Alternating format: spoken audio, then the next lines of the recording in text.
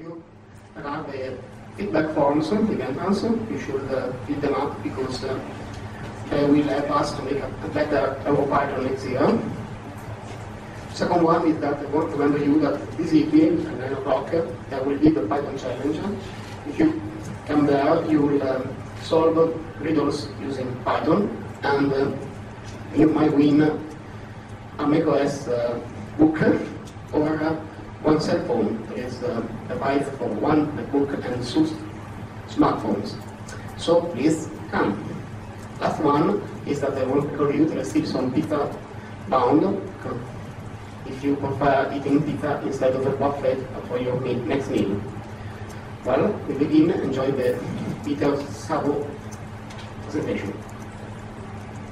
Hi. So the whole story of creating a Python distribution started about 3 years ago, maybe 4 years ago. So the introduction was that I was running a programming competition for my students, and at that time I was not teaching Python. So Python happened only 1 year later for me, and 1 year later somebody else was running the competition, and they wanted to have Python support in their evaluation system. Like the students submitted the solution as a Python source code, or Ruby or C, or maybe these were the languages, but we could have supported more. And the system ran the program, compared the output to the expected output, and if it was identical, then the solution got accepted. But at that time, like 3 years ago, we didn't have Python support. But with Ruby, it was a single binary. I could statically link it, like in Windows it would have been an exe file and no DLL files required, but it was Linux, so it was a statically linked binary with no shell libraries required. And I copied it to a restricted environment. It was a CH root, so it couldn't see any of the external file system. The program could see only its own source code and the interpreter, which was Ruby, and a single file, and it was easy to populate the CH root with only a single file. So that was when they asked me to add Python support. And it turned out that at that time, there was no way to have a Python interpreter which is only a single executable, or maybe only a few files. Like if we want to run Python, we would need the binary, which usually refers to shared libraries like libpython. And if we want to load a module like regular expressions, we already have a C extension built in. So all these C extensions load additional libraries, and maybe they have transitive dependencies. So we end up loading like 10 or 20 libraries. That's just normal. And these are C libraries. And in addition to that, we are loading the Python source files of the distribution, like regular expressions, re.py is loaded first, which loads the C library, and things like that. And from those files, there are plenty, like more than 100. So, and they also form a directory hierarchy. So what we wanted, mostly for simplicity and beauty, if it's possible to pack all those files, like hundreds of Python files and 20 library files and an executable, into a single executable, and just put it into the restricted environment, and also add the users or the students' Python script and run it with that. So that's when I spent an afternoon building such a Python binary, and later I automated it and released my tools and automations as an open source project, and I named it Static Python. You cannot see it yet. So I tell you all the design decisions I have made and things like that. So this is what we will hear in this talk. Okay. So also there is another use case, not only a restricted environment, but this is the second use case. If I have a really cool project as a developer and I want to get new users, I just tell them it's just a Python script and it needs only concurrence, which is an I/O framework for Python. But this is just an example. So what does the user have to do in order to try my script? So these are the steps. No more steps. It sounds simple, but as soon as he tries to install concurrence, it has a lib event as a C library dependency, which usually lib event can be present lib event 1 or lib event 2 with conflicting header files. So most users cannot fix that conflict, or they are impatient in fixing that conflict.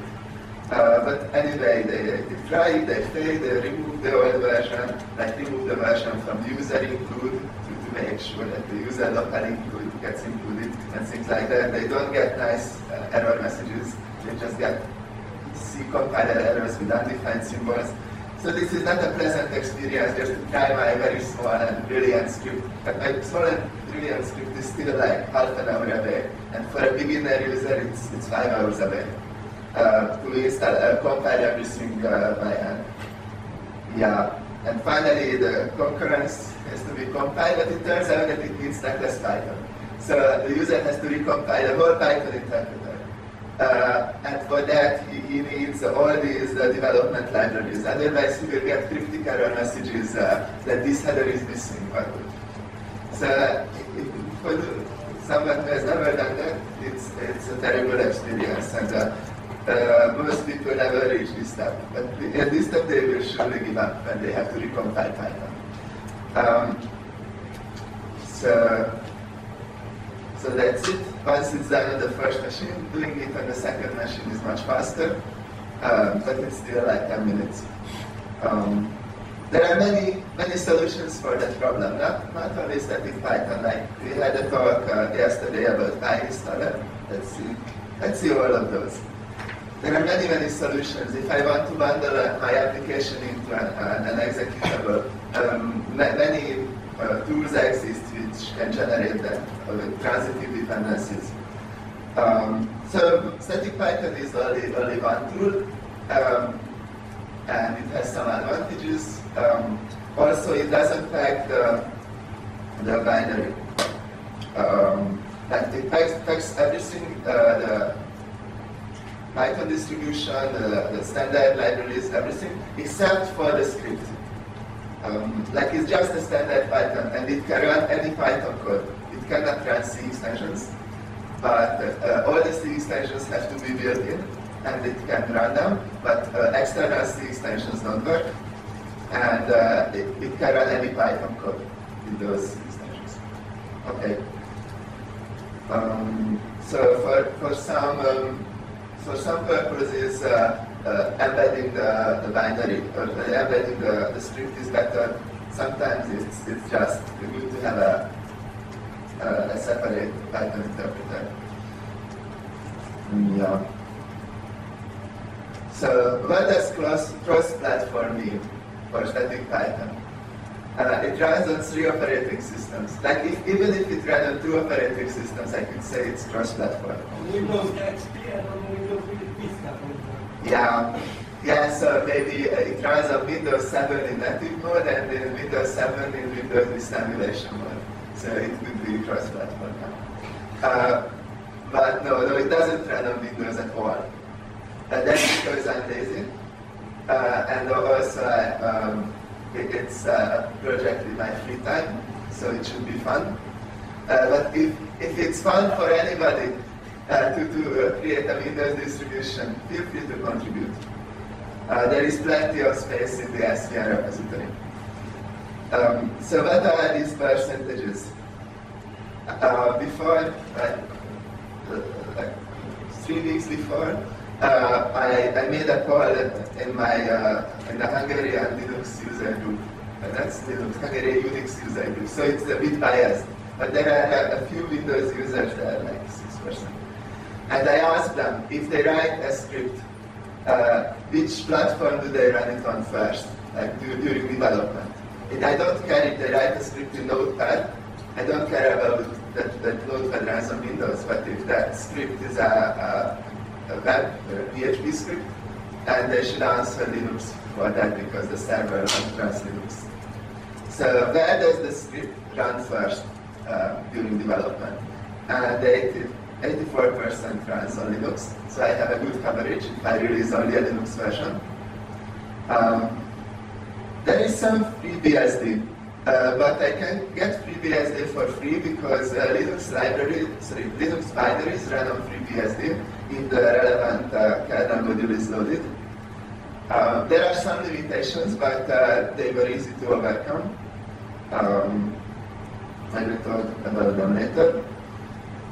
And for macOS X, I had to work hard. But maybe not as hard as for Windows, but it was not trivial compared to Linux. So first I had to get access to macOS X machines. Like, it's not so easy to get it a virtual machine. So it's also a financial decision if I want to compile on macOS X. Also what was interesting there, in order to get GCC, one has to download a 1 gigabyte compiler suite, including the IDE and things like that. It's not possible to download GCC only. But finally, my download has finished. Also, it's not possible to create a statically linked binary on the macOS X, by definition. So what I could do is to have as few library dependencies as possible. So I decided that this libsystem.b is the equivalent of the Linux libc. And I also wanted to have n-courses to have like a compatibility layer for terminal emulation. That's when you move the cursor in the interactive prompt. So you can move it and delete of the command. But all the other libraries which Python needs, or which is recommended for Python, like SQLite and things like that, and libc, all of them I embedded them into the executable. The macOS X version depends only on the libsystem and lib courses. Okay, that's fun. And I wrote also a build script. So I don't have a macOS X at home, but I have a friend with a macOS X, so I can ask him to run the build script again as soon as I make changes to the Linux version. And if the changes don't break the build, I just can manage without a macOS X machine. Okay. It would be also interesting what the rest of the people use. Like most of them said that it's a commercial Unix. Like, we don't know, do we have Solaris still? Does it exist? There's so maybe Solaris, HBUX, and things like that. So some people write scripts for that, but not only Python scripts, scripts in general. But I could get good coverage with little work, or with a little additional work for Linux, macOS X, and FreeBSD. Okay, so what's inside? It's a single binary. Everything is inside, including Python, all built-in Python modules. That's the lib directory in the Python distribution.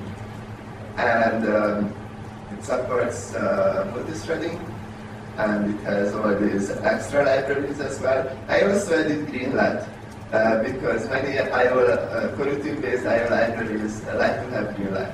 And that Greenlight is also a very small and brilliant C extension. So it had place for it. Now, unlike SQLite, which is 1 megabyte, when I compiled it with all the optional extensions. So Greenlight is only a few kilobytes. Okay, it has an interactive interpreter. It uses the same main function as regular Python, and also the same command line flags. And I didn't add OpenSSL, so it's not possible to write an SSL server with it. Like OpenSSL would be another few megabytes more.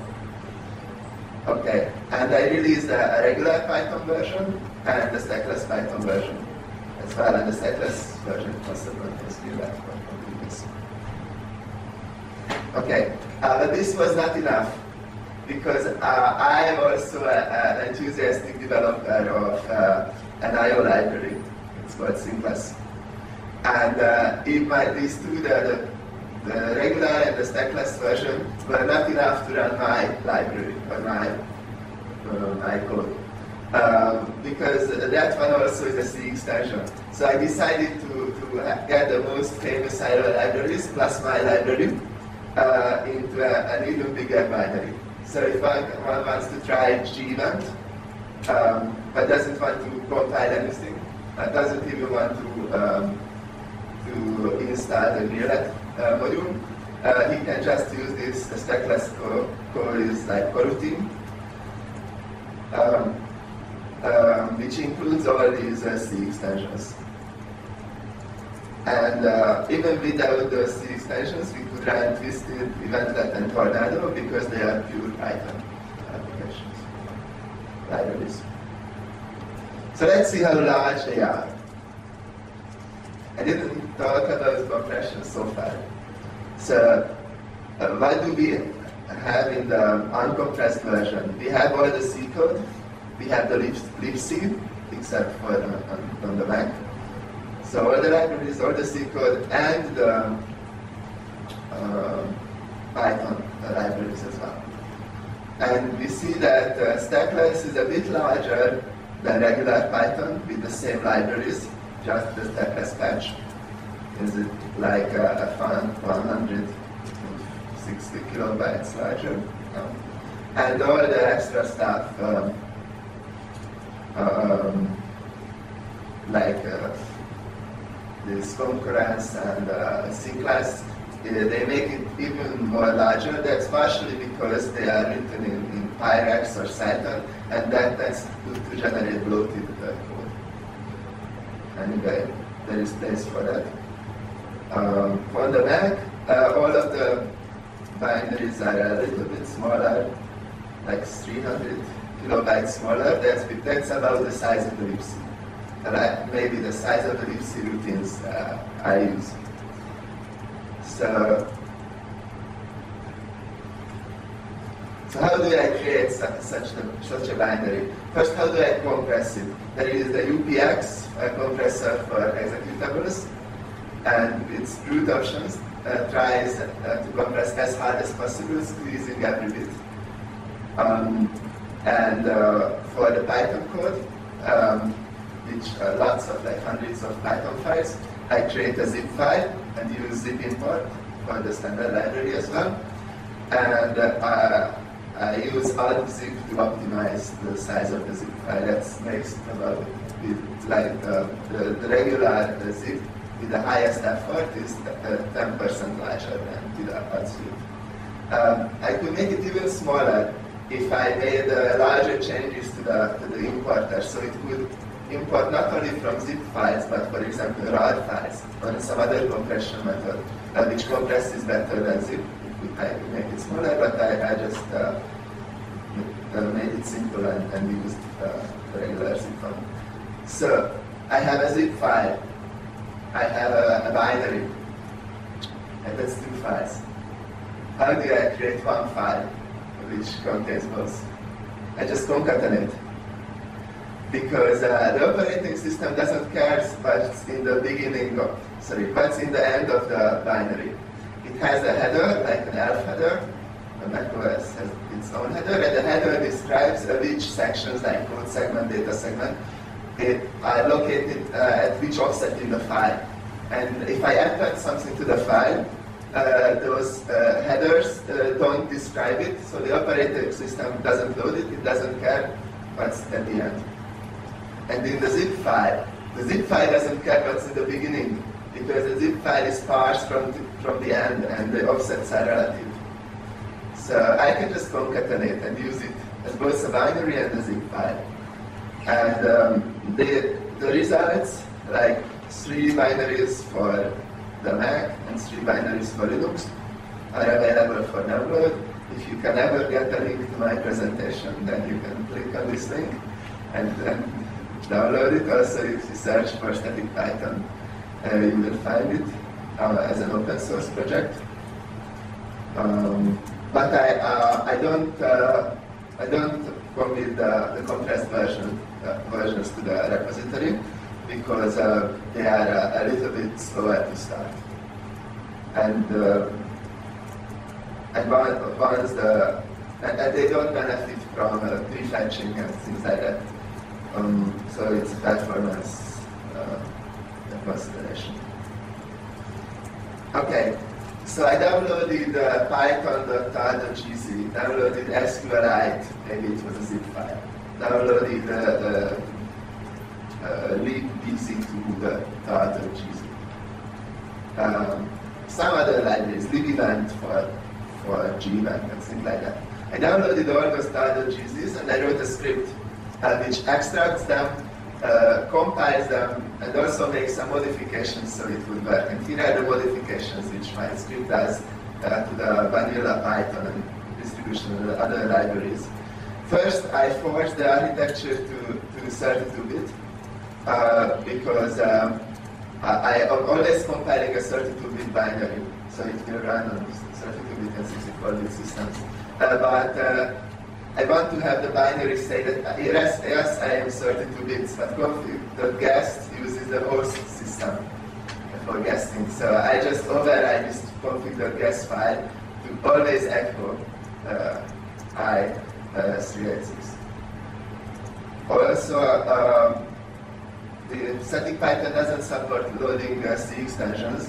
That's a serious limitation. It would be hard to overcome. That's because if I wanted to load a C extension, that C extension has some undefined symbols.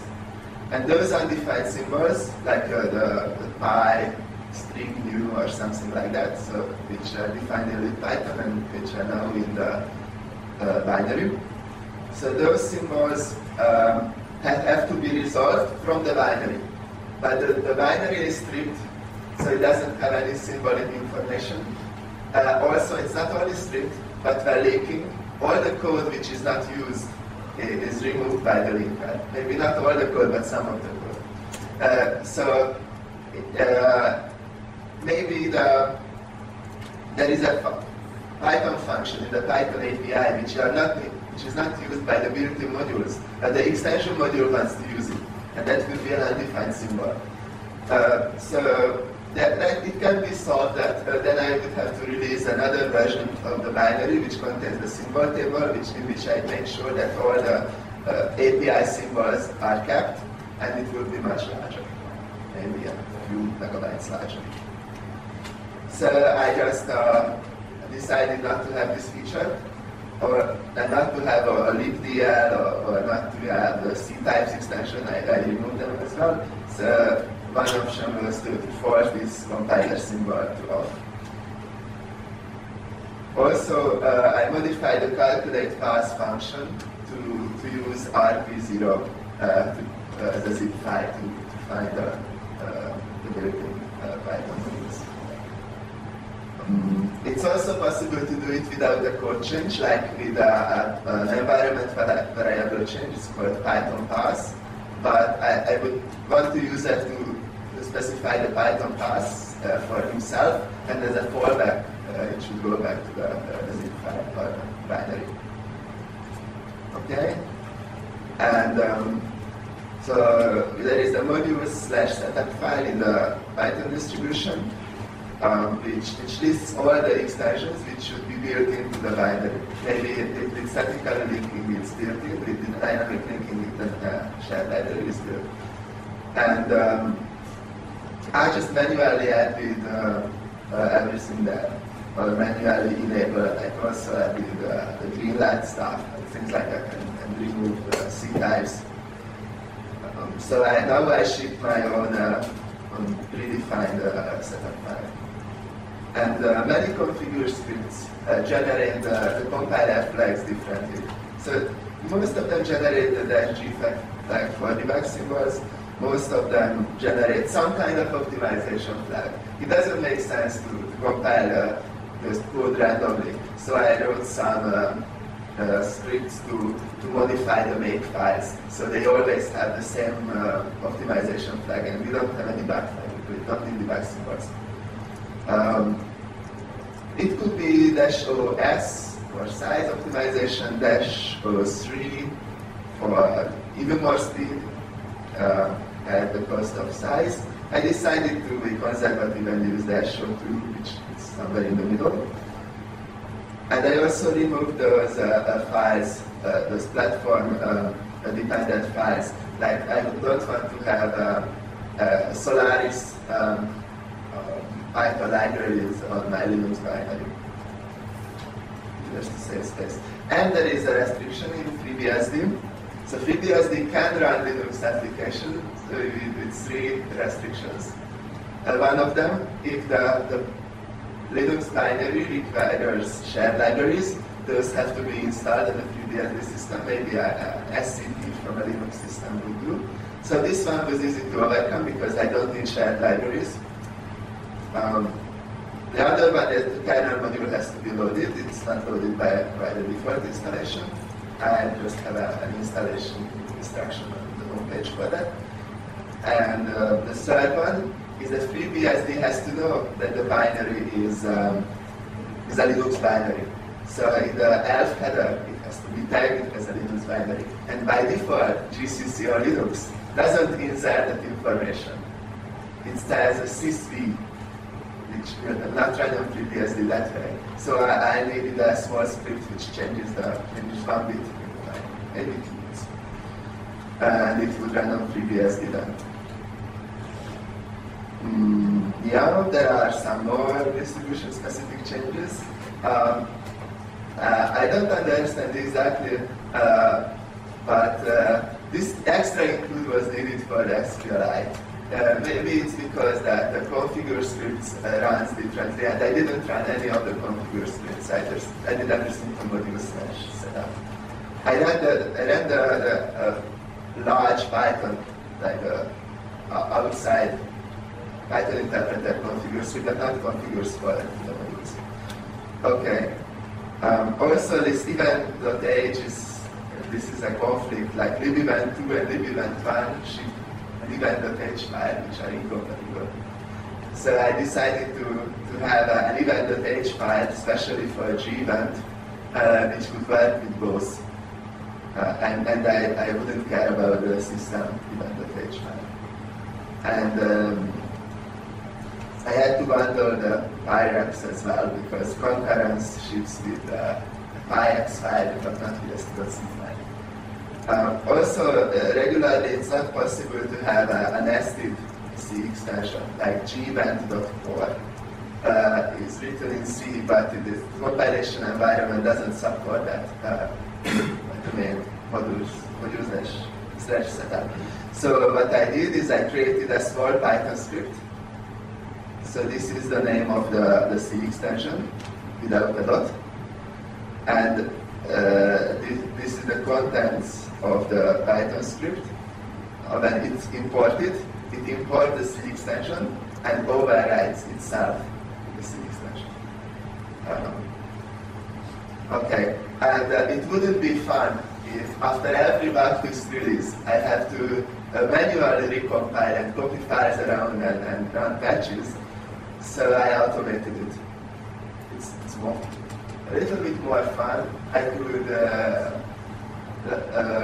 automate it even more, like I could have a cronjob on my machine which checks for the subversion command, and if it sees that there is a new release committed, then it automatically builds the binaries and commits them and things like that. So I still have to run this build script manually and commit. But at least the extraction and the patching and the building process is fully automated, and finally it creates a single binary. So if I run it twice, will it create the same binary? Usually, that's something I want to have. I want to have deterministic output.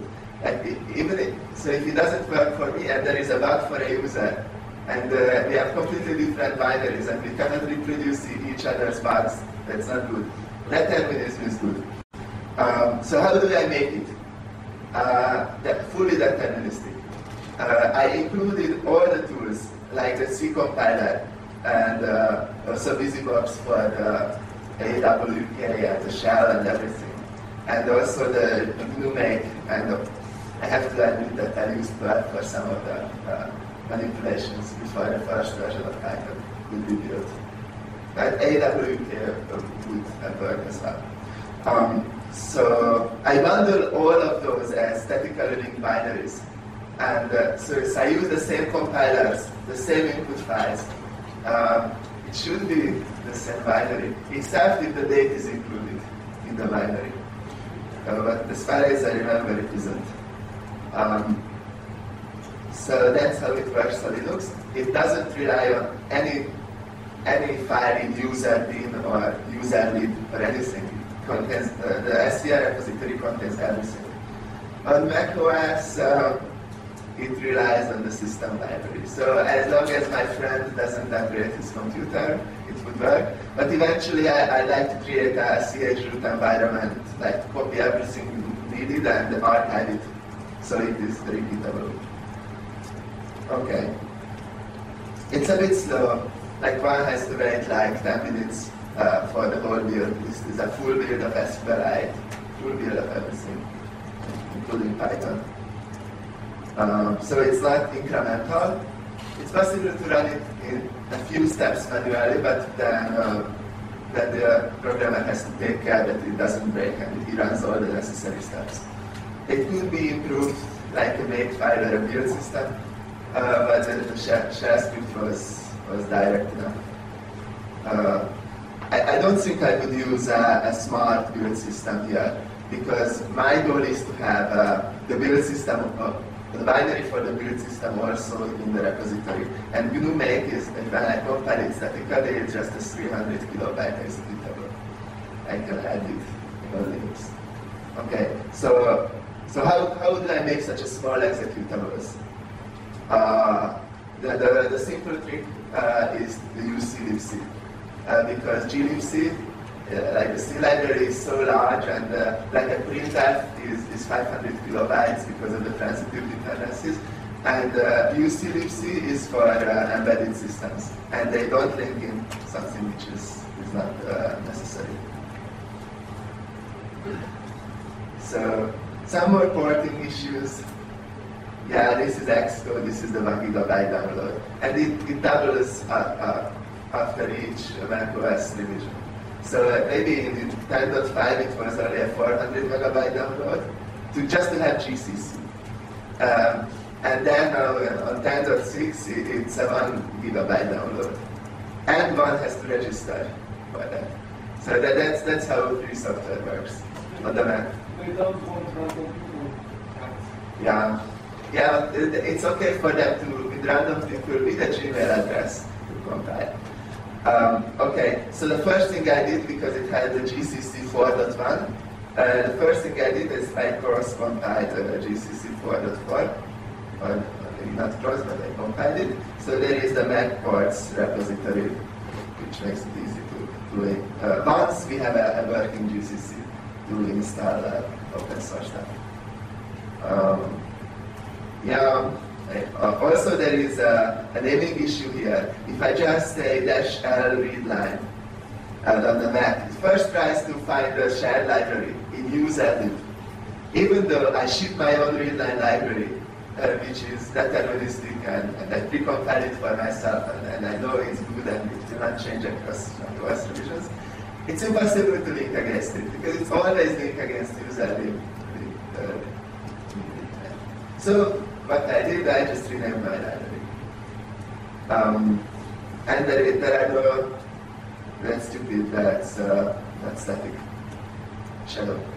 There are no shadow passwords on the Mac, so the SPDB module had to be removed. But otherwise, the Mac version of static Python contains the exact same set of modules as the Linux version. Not even there are no shadow passwords, there is no library function. Okay, so for FreeBSD, there was another problem with equal. Who knows what equal is? Equal. Who knows what select is? Select is a system call. Yeah. So there's a system calls which can wait on multiple input and output file handles and return as soon as one of possible on one of them. These are the core, or one of the most important system calls in the coroutine and callback-based libraries. And if it's not possible to have them in the emulation, those twisted wouldn't run, G-event wouldn't run. Many interesting stuff wouldn't run. Of course, select. Even Windows has select. So some kind of select. Yeah, but it is called select with a small s, and it has the same number of arguments. Yeah. Can you tell me something about KQ for FreeBSD? FreeBSD has KQ, which is very fast. Unfortunately, I cannot use it for my binary because my binary is a Linux binary of FreeBSD, and KQ works natively on it. But it doesn't have it. Linux has equal. Equal is a fast version of select, and as Wesley said, KQ is the fast version of select, but KQ is on FreeBSD, equal on Linux, but not on the Linux emulation. But libevent 2 was smart enough to revert back to call because it has some low-size system called error code, and it reverted back. So I just checked that those libraries work. I checked its trace for the equivalent, and they work. Done.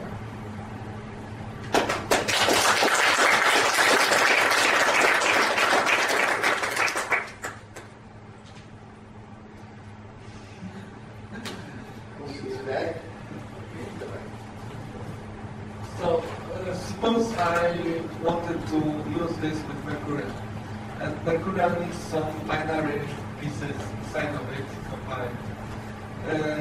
How would I do that? You mentioned that I can extend your build system, so, but you also mentioned that I would have to rename them and move them to the top namespace, right? So that would be a valid use case. Nobody has volunteered so far to have his own version of static Python with some extra libraries for himself, but it's possible. It's not easy, but if you spend 1 hour studying the source code, then you can make the 10-line change, 10 short lines. And I have automation for that, like you just list all the library names and those Python stubs will be generated for them. So it's not for beginners, it's not for those who have only 2 minutes to learn something, but for those who have like 10 minutes to learn it, 10 minutes to study it, it would work, and it would automate building your binary.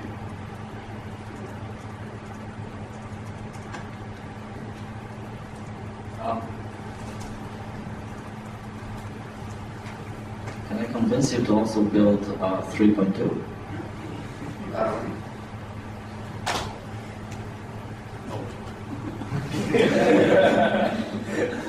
It will be hard, partially because I have never done that. This is one thing, that's why I would have to learn a lot.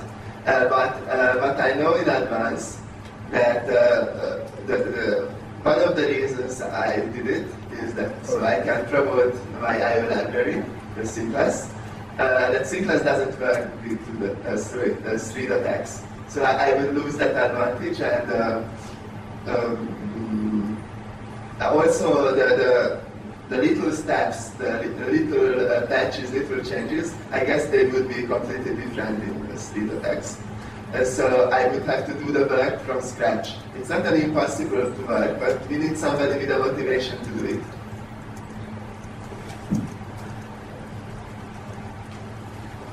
I mean, making C-class work with Py3k would actually maybe be also a good thing for you, since if it would be one of the first libraries that actually support Python 3, that would make it a valid use case for people using Python 3.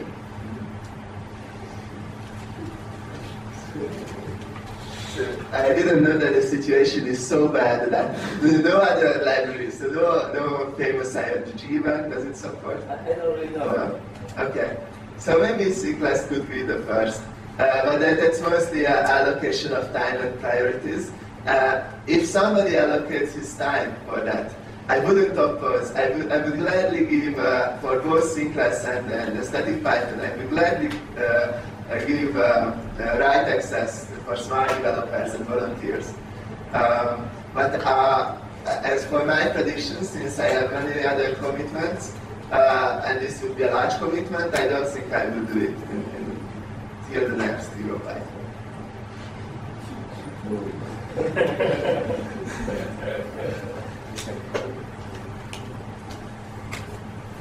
Well, thank you. Enjoy your lunch.